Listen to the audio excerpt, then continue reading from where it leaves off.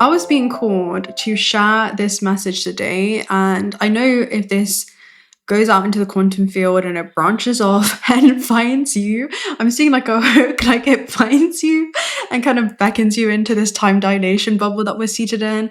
Then there's resonant experiences in which you've also moved through within your own lifetimes, I'm seeing it as, that you're able to look back at in terms of the foundation of understanding that you have that lie within these periods of introspection. I'm hearing that you've been able to recover the hidden wisdom within those experiences. So I'm going to go ahead and tell you the theme for it. I do want to find the two depictions from here real quick. I'm kind of opening this up before I was fully prepared, but this could be something in which you feel like you're kind of being invoked into remembering. The first message was all to do with the root chakra. And in this card, it talks about inner earth. So I'm going to go ahead and dive into these topics with you. But this is essentially, am I safe to exist? The second one was the throat chakra, which is, am I safe to express? And I'm also seeing, do I feel grounded within my innate expression within this realm? So that's inner earth energy. And this message, this very spontaneous message, actually came through in the astral realm last night. And essentially, it was a dream inside of a dream. It was very much an inception type of moment, and I'll run through it in a moment with you. But I was seeing these centers being intertwined. Let me find this real quick. Where's the throat? Here we go. Throat of expression is temple of truth, throat chakra, authenticity, and self-expression, which is blending your most multidimensional gifts and abilities and being able to ground that and anchor it into the physical realm of exchange. So I'm seeing it as how you're exchanging your life force with the realm around you. Also, this being a portal of creation, your throat, right? If you guys watch the quantum cinema message that I did, if not, I'll link it down below. Anyway, in that message, I spoke about your inner dialogue can alter your timeline mid-scene. When we utilize the vocal box, it becomes our most potent, powerful centers of creation because we're essentially informing and interacting and exchanging our innate frequency with the material plane. There's something to do with this and feeling safe and rooted and grounded in that expression. And I'm seeing it as, you know how, so I'm seeing it as a kind of be careful what you wish for, or be careful what you say, or what it is that you speak into creation. Almost like the magician, abracadabra, which means I create as I speak.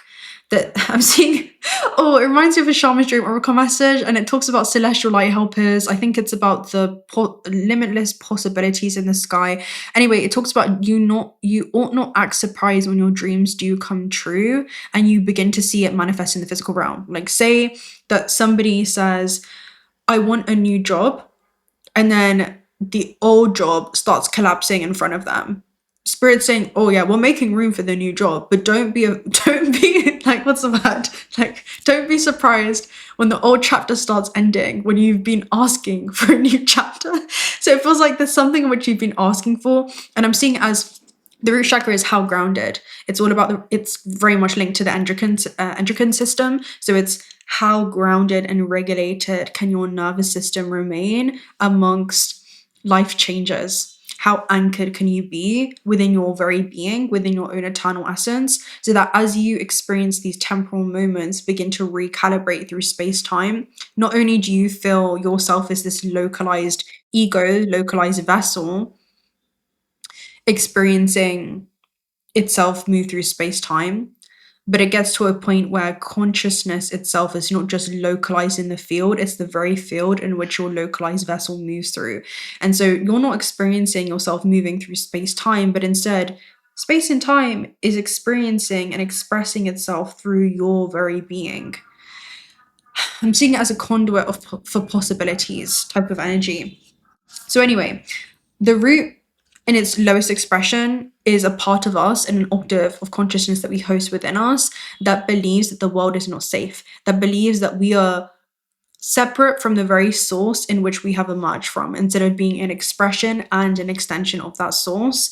And so it expresses life experiences from survival. You know, it feels like it has to speak in order to be accepted. I was seeing it as constriction within expression itself, especially if you put these two modalities together. You know, it feels like it has to create in the physical realm in order for it to feel secure.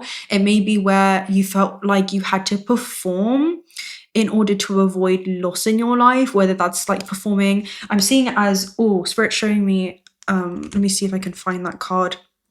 It is the Knight of Pentacles in this multi-dimensional deck, in the Cosmos Visions deck, the Cosmo Vision Mirrors deck, Mirror Visions. Anyway, it talks about him being a entertainer, where he's been entertaining people or timelines or experiences, and he's felt like he's had to kind of play this role.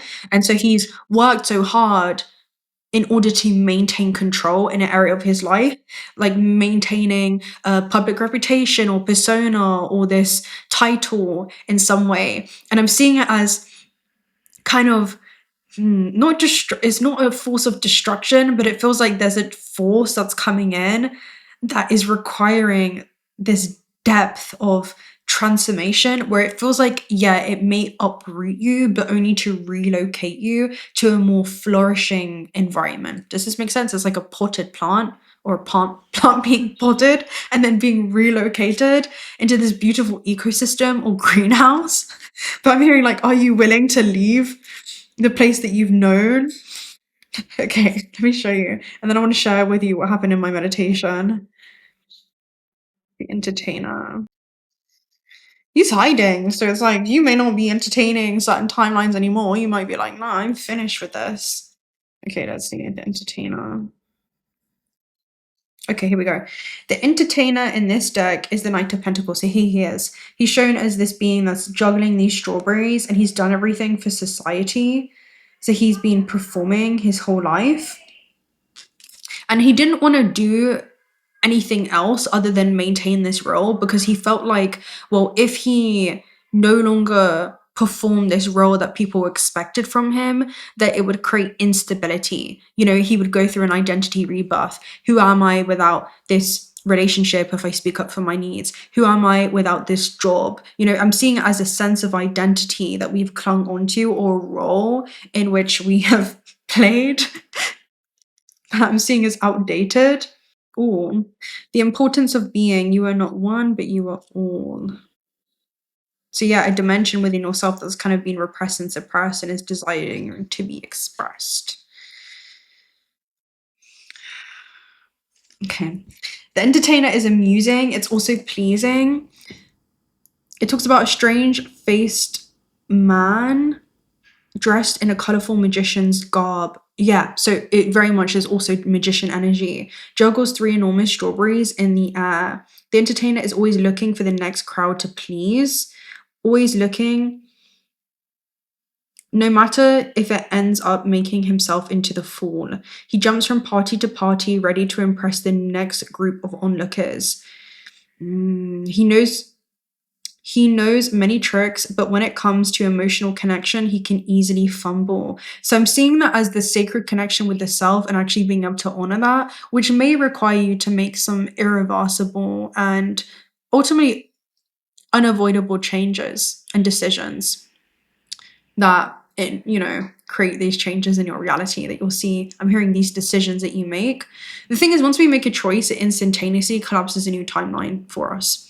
So I'm seeing once you make up your mind, we often feel anxiety or unsafe in our body when we are reluctant to actually make that decision. But when we make the decision of what we're going to do, that is intention, kinetic energy. It creates this velocity, right? These velocity generators, which are the chakra portals that open up these new dimensions of experience for us. Anyway, but when you support that intention with physical action, what does it do? It builds momentum. It literally generates such a flow and force of creation that then begins to collapse into tangible experiences for us. So intention is kinetic energy. When supported with action, it creates velocity and momentum that then becomes a catalyst for your experiences.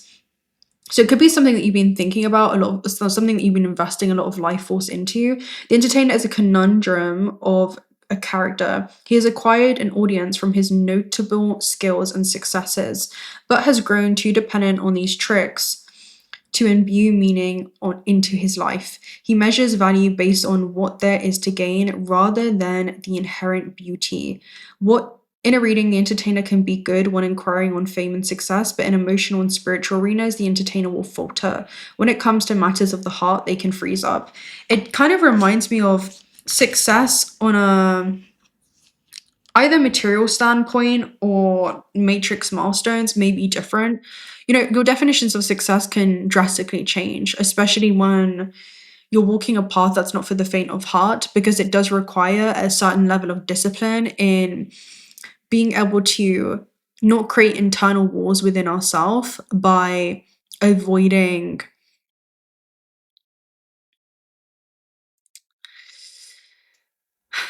I'm just seeing avoidance, by avoiding certain decisions that we know we ultimately have to make in order to support our innermost needs. I'm seeing our own unmet needs.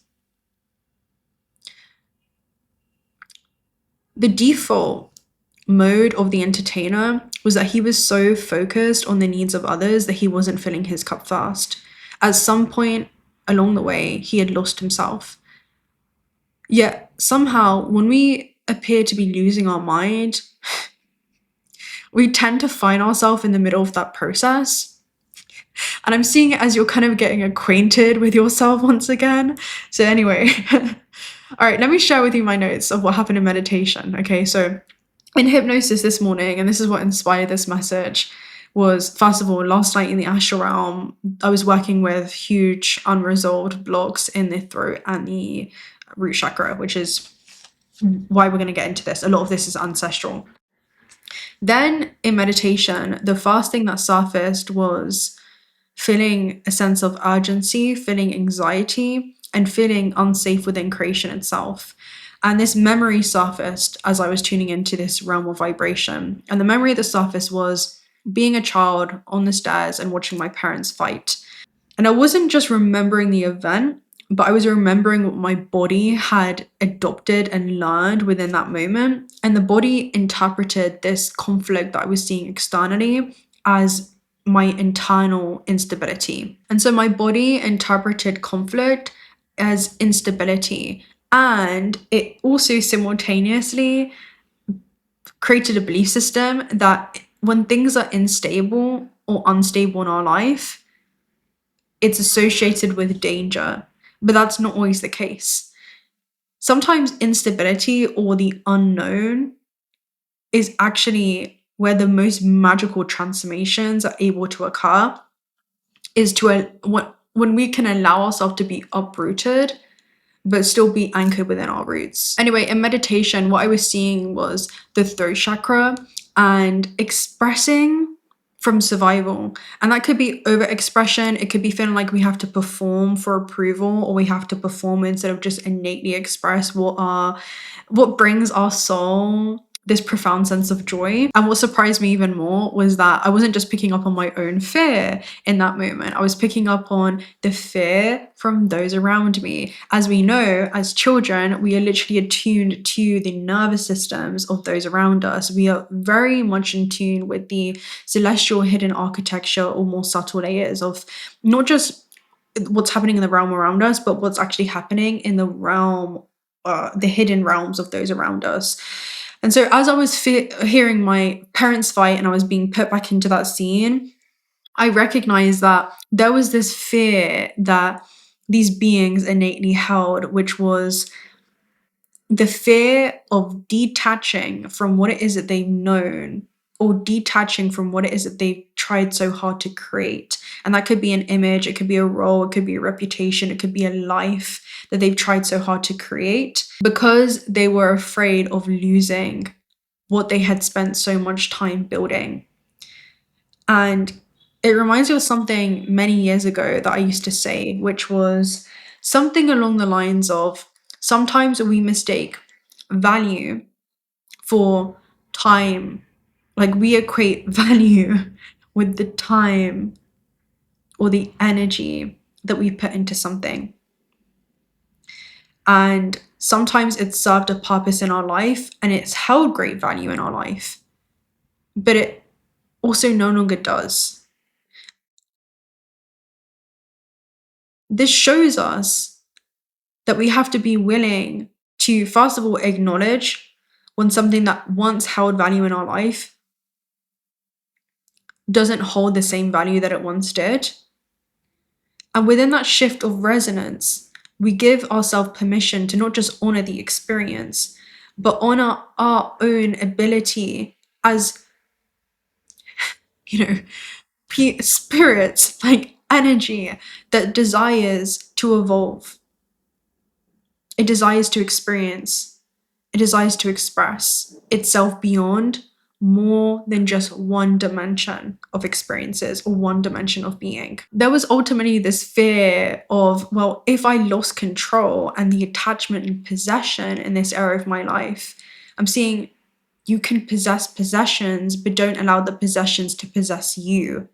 This includes your purpose, because it's a program that you create in the system. Are you becoming possessed by anything outside of you within this realm or space-time that's designed to be a temporal experience? And it made me really ponder how much of hustle culture is actually linked to deep creativity, right? Are we actually creating from survival? Are we creating from, survival that's disguised as purpose? Because there is a profound difference. There's a difference when it comes to creating for creation's sake. We have solar plexus here at the base, so let's just say creating from that innate soul's expression, and creating based upon how you're going to be perceived. This is depending on how balanced or imbalanced, your energy centers are. And, others create, let's say, especially from ancestral roots, because they're afraid that if they stop creating, like they have to create to survive. One clings to the outcome, attachment, and the other one trusts that process. I was really pondering on this and thinking, well, is that why so many artists fear rest or feel like rest is dangerous, or just creating and then releasing something into the world can feel like it's unsafe? Do we not trust the process of our own creations, taking on a life of their own, going out and reaching, being, let's just say, what it is that you create begins to ripple through space-time, and trusting the process that it will intersect with beings or people or souls that are designed to experience that extension, that innate expression that has, flown through you as a conduit. Nature doesn't attach to its creations. If you think about fruit on a tree, the tree doesn't fear releasing the fruit. And that doesn't speak about the fruit not being valuable. It just speaks about, it doesn't fear releasing the fruit because it understands that's a natural process of evolution that it goes through. It understands that it has this abundant source flowing from it that can allow this fruit to continuously emerge in the harvestation and cycles of life. And I'm seeing it as the seasons of the soul, and understanding that this experience really is not about possession. Love is ultimately a state of awareness. It's the ability to understand that nothing is to be attached to, nothing is to be possessed, not people, not places, not outcomes, but it is simply for the love of the game. It's simply for experience itself and what it is that we're able to extract from those experiences. It is pure expression, the soul's pure expression.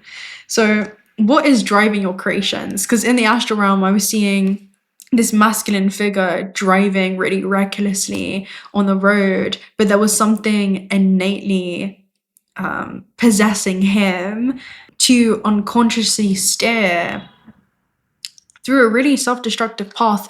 And it really reminds you of the desires of the ego and the desires of the soul being completely different. Is the ego driving the soul? Is the flesh driving the soul? Or is the soul able to drive the ego, the physical vessel, understanding that it's a divinely tuned instrument that is designed to assist the soul in any objectives that they desire to experience in order to support their evolution. What is driving you? It's very much a chariot type of card, for sure. There was another message coming through. I'm trying to see if it comes back around. Yeah. It's electrical communication with a source. The same thing happens with cancer, right? What is cancer? That's when a cell goes rogue because it loses electrical communication with its source. And so it falls out of alignment or harmony with the natural collective order. It goes on its own destructive path, and that creates a foundation of learning and understanding. Yet, if the cell or the organism or human falls into decoherence, it can also restore electrical communication with the source and come back into coherence. It can come back into alignment with its larger purpose and its larger, I'm hearing, mission, which is ultimately the experience itself. It's to express yourself within the experience of the third dimension, unapologetically, untamed within its expression. And honoring, I'm hearing the things that bring your soul profound joy while being able to indulge within the third dimension.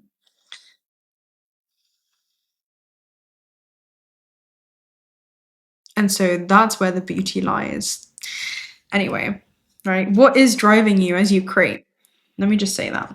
And are we just unconsciously, because either we're unconsciously repeating patterns or we're creating, or we feel safe, secure, and stable inside of our body and trusting what emerges from us. If we think about the root chakra, that determines whether the throat speaks from contraction or freedom.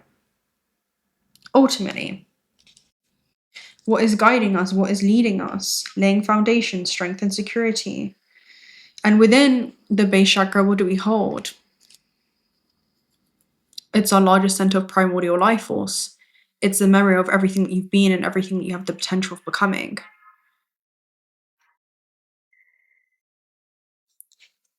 That's what we see in the Akashic.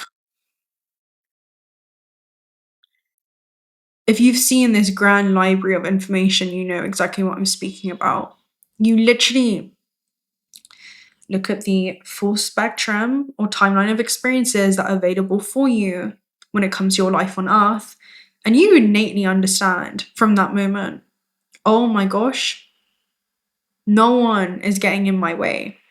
I've literally been getting in my own way. And that could be, I've been afraid to create because of how I'm going to be perceived or how this thing is going to be received. Instead of just creating from that innate, authentic expression and understanding that what is aligned, you'll draw into your experience. Whatever isn't will fall away. And understanding that is the cycle of life itself. I'm seeing it's being able to give and receive unapologetically. I'm seeing, can you be receptive to how your creations begin to unfold and take a life of their own? Admire the expression and the tangible creation that flows through your being and into the realm around you. So, with that being said, I'm going to go ahead and pull one Mexico message. Ooh, okay. How do I invite friends into my life? Okay, this could be about you also becoming your own best friend. There could be something you're wanting to be more open to when it comes to connection. How do I invite more friends into my life? Then you also have at the base, how do I react when the rhythm of life changes? So there could be a recalibration that's happening when it comes to your circle, right? How anchored are you into your being so that nobody's presence or absence disrupts your innate expression that's desiring to unfold. So if you made it to this point, comment down below. Comment down below something that you feel is representing the root and the throat chakra. Okay. Feeling safe in your authentic expression. Could be an emoji. You can tell me what that is. I would love to know in your own subjective experiences. Should I get an advice card? Let me get an advice card from the Cosmos Oracle real quick. The advice is multiverse, of course it is. Multiverse is allowing yourself to go beyond. Okay, so it literally is an outsider looking into their experience. It talks about belonging to the stars at the base. Multiverse. It's about becoming the architect of your own reality.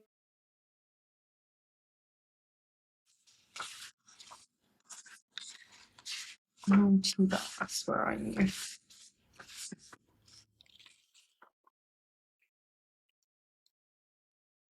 Where are you? Okay. Okay. Multiverse is to allow yourself to go beyond. Cosmic particles from the earth and the water, the colors of the plants, the inner universe expands and projects the diverse exterior that your body grants. The faithful answer to your belief systems, the laws which govern you. You are the artist in this surrealistic world. The basis and structure of your play will always find support on your belief systems. If we were to construct the universe with you as the architect of your own reality, you will create the home that already existed in your past. The plans of your universal architecture are found within your mind. The creators of those plans will strictly respect your decision as the architect. This card encourages you to go beyond this belief system to see the birth of multiverses around you. Yeah, so it's stimulation of the matrix itself. The multiverses for all ages, bright opportunities and millions of stages. You shook others' destinies, make your path genuine with pride, understand the power you hold and pass it to your neighbor, and then pass it to the world. Build a multiverse larger than you and larger than both. Don't be afraid to rewrite your story. I don't care how seasoned you are on your life's journey. Don't be afraid to rewrite your life story because you might just like this one better. Okay. Until next time, yeah. If you're not already subscribed to the channel, do consider subscribing. It'll take me around. What? Also, check out Ultraspirit if you're looking for some high quality AAA grade gemstones. One of the proceeds are donated towards Otter Sanctuaries. You have 2 discount codes for that at the bottom of the description box of this video. And until next time, bye.